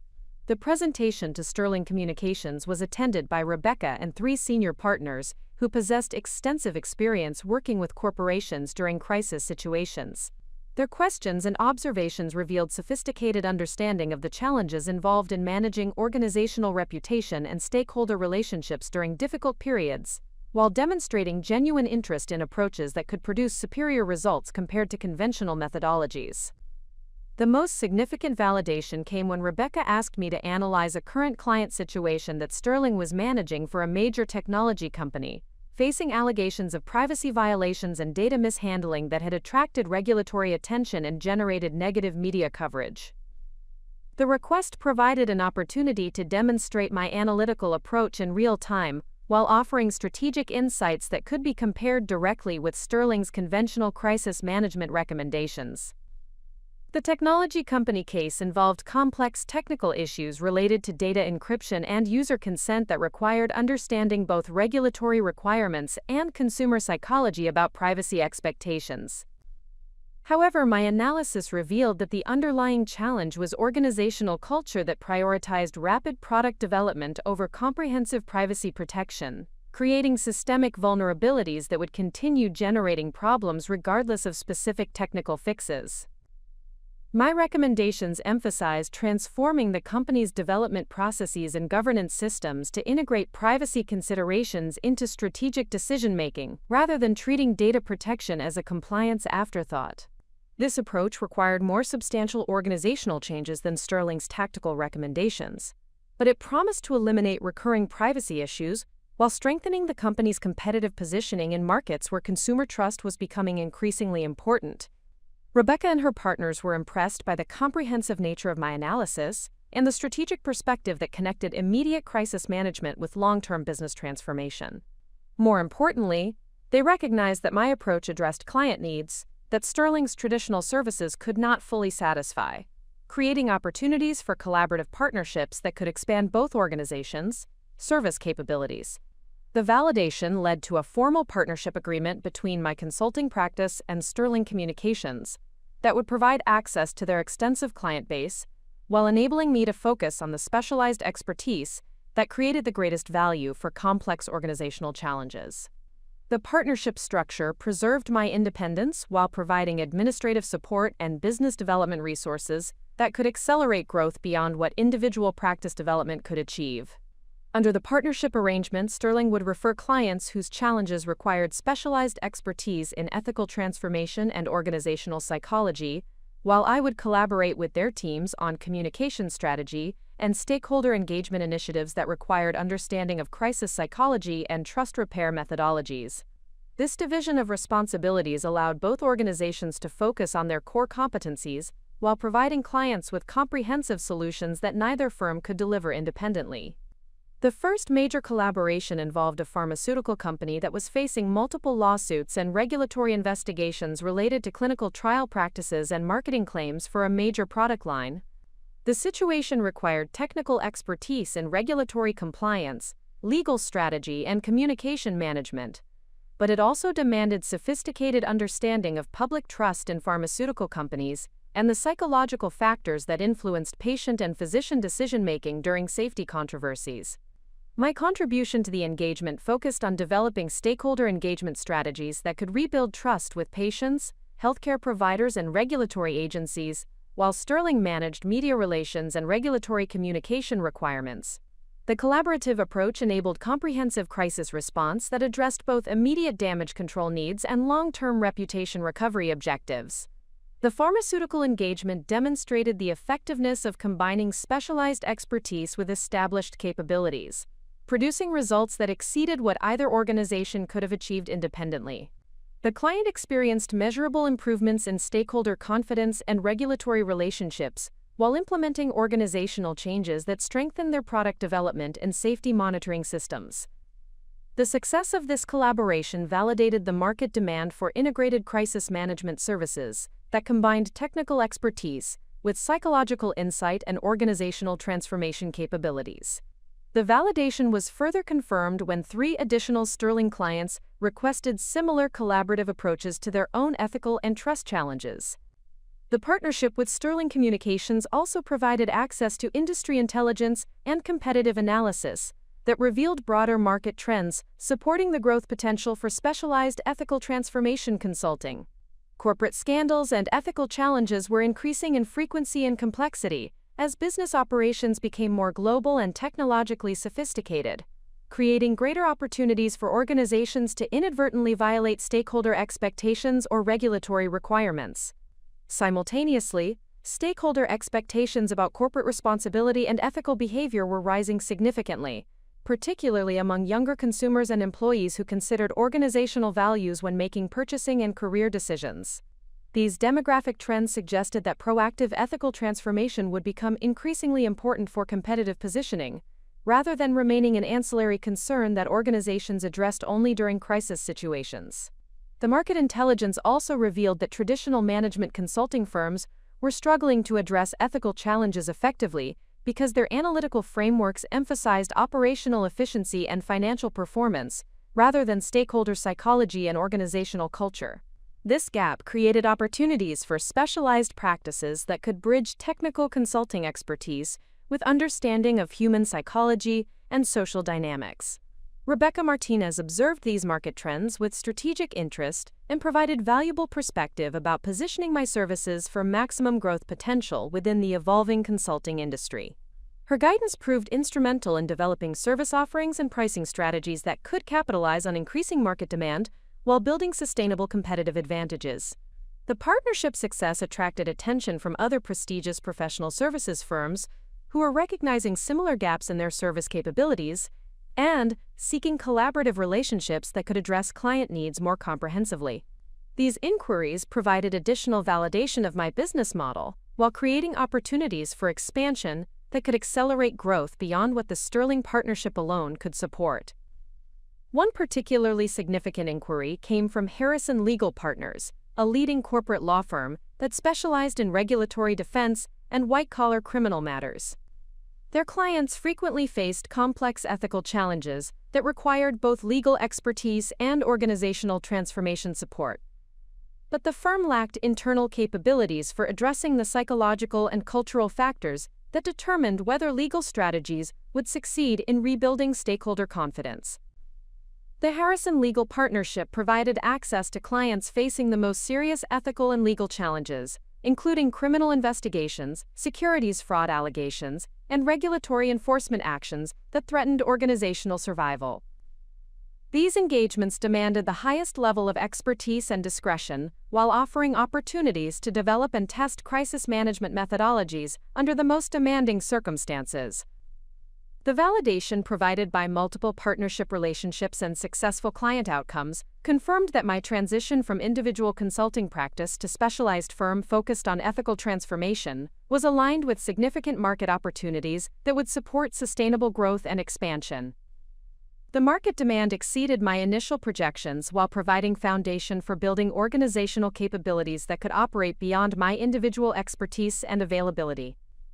The success also validated the strategic decision to focus on specialized expertise, rather than attempting to compete directly with large management consulting firms across broad service categories. The specialization strategy had created distinctive competitive positioning that attracted premium pricing while building relationships with sophisticated clients who valued innovative approaches to complex challenges.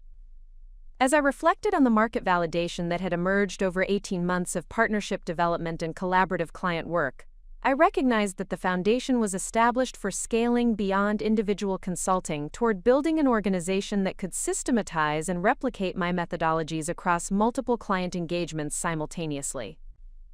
The market opportunity was substantial, the competitive positioning was strong, and the partnership relationships provided infrastructure for accelerated expansion. The validation phase had demonstrated that personal experiences with betrayal and recovery could indeed be transformed into professional capabilities that created substantial value for organizations facing similar challenges at institutional scale. The journey from individual crisis to market-leading expertise was nearly complete, with only the scaling and organizational development phases remaining before the ultimate test of encountering the person who had catalyzed this entire transformation. The transition from individual consulting expertise to sustainable organizational capability required systematic preparation that addressed every aspect of business operations, while maintaining the quality standards and strategic focus that had generated initial market success. During my third year of independent practice, the volume of client inquiries and partnership opportunities had exceeded my personal capacity to deliver services effectively, creating the imperative to build systems and hire personnel who could extend my capabilities without diluting the specialized approach that distinguished my firm from conventional crisis management consultancies. The scaling challenge involved multiple interconnected considerations that demanded careful balance between growth ambition and operational excellence. Hiring additional consultants required developing recruitment criteria and training programs that could identify and develop professionals who possessed the analytical capabilities and emotional intelligence necessary for ethical transformation work. Creating systematic service delivery processes required codifying methodologies that had previously existed primarily as personal expertise and intuitive judgment. Establishing quality control systems required developing measurement frameworks that could ensure consistent client outcomes across multiple simultaneous engagements. The foundation for scaling preparation began with comprehensive documentation of the analytical frameworks and implementation processes that had produced successful client outcomes across diverse industries and organizational contexts. This documentation process revealed that my consulting approach had evolved into a sophisticated methodology that integrated insights from organizational psychology, stakeholder management, crisis communication, and business strategy into coherent frameworks that could be taught and replicated by other qualified professionals. The core methodology centered on a 5-phase process that guided organizations through comprehensive ethical transformation rather than superficial compliance improvements. The assessment phase involved systematic analysis of organizational culture, decision-making processes, and stakeholder relationships to identify root causes of ethical challenges, rather than addressing only visible symptoms. The strategy development phase required creating customized approaches that aligned ethical improvements with business objectives while addressing specific stakeholder concerns and competitive dynamics. The implementation phase emphasized change management techniques that could overcome organizational resistance while building internal capabilities for sustained ethical leadership. The monitoring phase involved establishing measurement systems that could track progress across multiple dimensions while identifying emerging challenges before they became serious problems. The optimization phase focused on continuous improvement processes that could strengthen ethical practices over time while maintaining operational effectiveness and competitive positioning. Documentation of this methodology required translation of intuitive consulting expertise into systematic frameworks that could be understood and applied by professionals with different backgrounds and experience levels. The process demanded careful balance between comprehensive guidance and flexibility for adaptation to specific client circumstances and industry requirements. The recruitment strategy for building consulting team capabilities emphasized identifying professionals who possessed strong analytical foundations and demonstrated interest in organizational psychology and ethical leadership, rather than seeking individuals with extensive traditional consulting experience who might require significant retraining in specialized methodologies. This approach enabled development of team members who were aligned with the firm's distinctive approach while avoiding the challenges of modifying established consulting practices that might conflict with ethical transformation requirements. The first senior hire was Dr. Michael Chen, a former academic researcher in organizational behavior who possessed extensive knowledge of trust formation and repair processes, but lacked practical business consulting experience. Michael's theoretical expertise complemented my practical knowledge while providing intellectual foundation for continued methodology development and refinement. His academic background also enhanced the firm's credibility with clients who valued research-based approaches to complex organizational challenges. The integration of Michael's academic expertise with practical consulting requirements demanded development of training programs that could bridge theoretical knowledge with client service delivery capabilities. These programs emphasized case study analysis, role-playing exercises, and supervised client interaction that could develop practical skills while maintaining theoretical rigor and analytical sophistication. The second key hire was Sarah Rodriguez, a former corporate compliance officer who possessed extensive experience with regulatory requirements and internal investigation processes, but sought opportunities to work on proactive organizational improvement rather than reactive problem resolution. Sarah's regulatory expertise provided essential capabilities for addressing compliance requirements, while her interest in preventative approaches aligned with the firm's focus on systematic ethical transformation.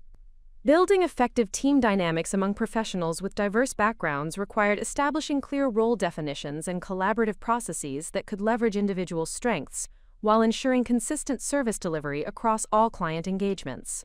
The development of these organizational systems tested my leadership capabilities while providing essential preparation for managing larger teams and more complex operational requirements. The technology infrastructure required for scaling operations involved implementing project management systems, document collaboration platforms, and analytical tools that could support multiple simultaneous client engagements while maintaining confidentiality and quality standards. The technology selection process required balancing functionality requirements with budget constraints while ensuring compatibility with client systems and security requirements that characterized corporate consulting environments. The most significant technology investment involved developing proprietary analytical software that could systematize stakeholder assessment and strategy development processes while providing consistent frameworks for measuring progress and identifying optimization opportunities. This software development required collaboration with specialized technology consultants while maintaining focus on practical application requirements rather than theoretical sophistication that might not translate to client value. Quality assurance systems required establishing review processes and performance standards that could ensure consistent client outcomes while providing feedback for continuous improvement of service delivery methodologies.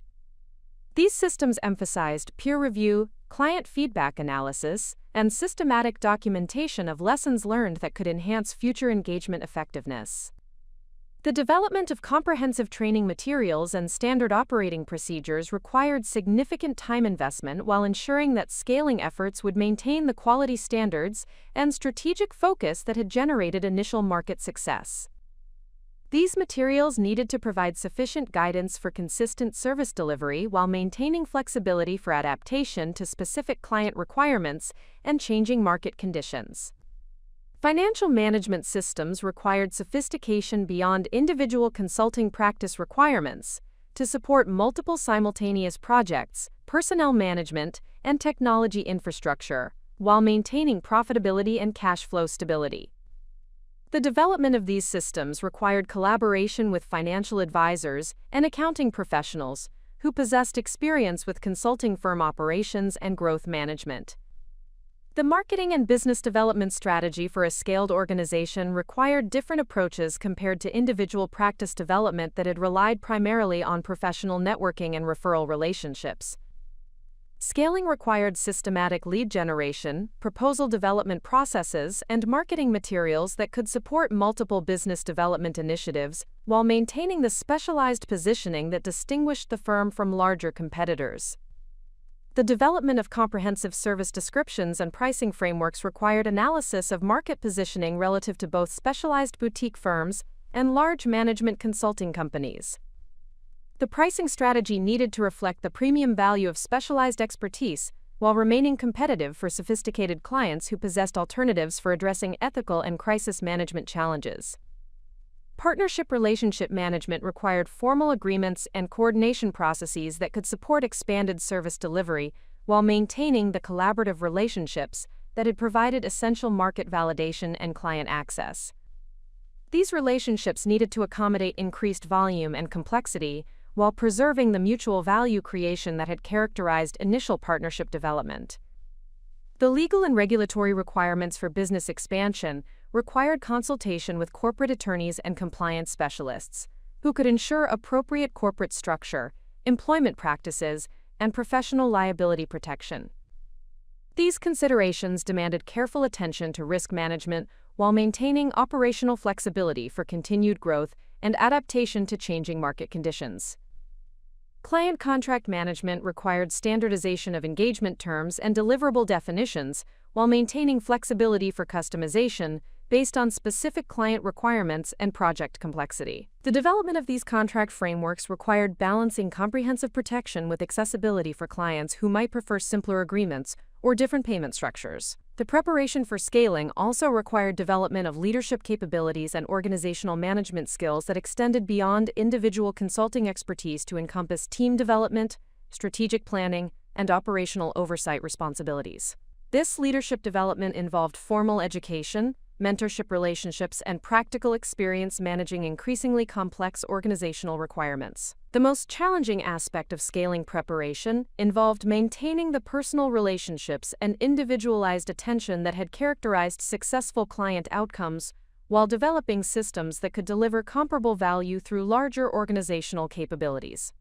This balance required careful consideration of which aspects of service delivery required personal involvement versus systematic processes that could be managed by qualified team members. The preparation phase culminated in development of a comprehensive business plan that outlined growth objectives, resource requirements, and risk management strategies for the next 3 years of organizational development. This plan provided roadmap for systematic expansion, while maintaining focus on the specialized expertise and quality standards that had generated initial market success.